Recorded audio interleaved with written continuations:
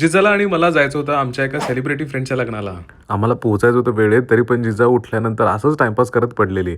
Timepass करत पडल्या तिला मग असं उचलला आणि घर घर घर घर फिरवलं आणि म्हटलं चल आवर पटकन आंघोळ करायची आपल्याला.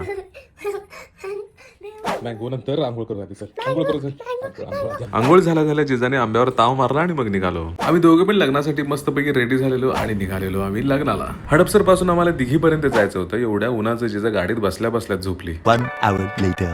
मस्त उठलेली आणि ओके आम्ही केला.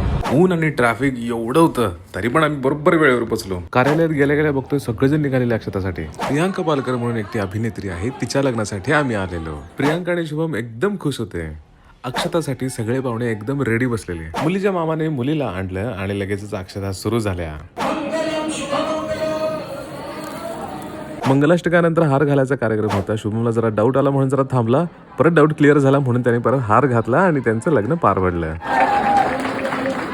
मी आणि जिजा सगळ्यात पहिल्यांदा जाऊन त्यांना भेटलं, मस्तपैकी गिफ्ट आणि बुके दिला आणि आम्ही आता जेवायला निघालो. आता घरी जायला आम्हाला जवळपास 1 तास लागणार होता. त्यासाठी आम्ही पहिला जेवायला बसलो. मठ्ठा आणि जिलेबीवरती मस्त ताव मारला. आईस्क्रीम कोणालाच मिळणार नाहीये, तो आपण घरी बाय बाय. इतकं जास्त ऊन होतं त्यामुळे गाडी खूप तापली एकदम. मला त्याला हात लावायला होत नव्हतं. आमचं पिल्लू पण बसलं तिथं आईस्क्रीम करत. एवढ्या कडकडीत उन्हात ना जिजाने मस्तपैकी गाणं बनवलं ऐका.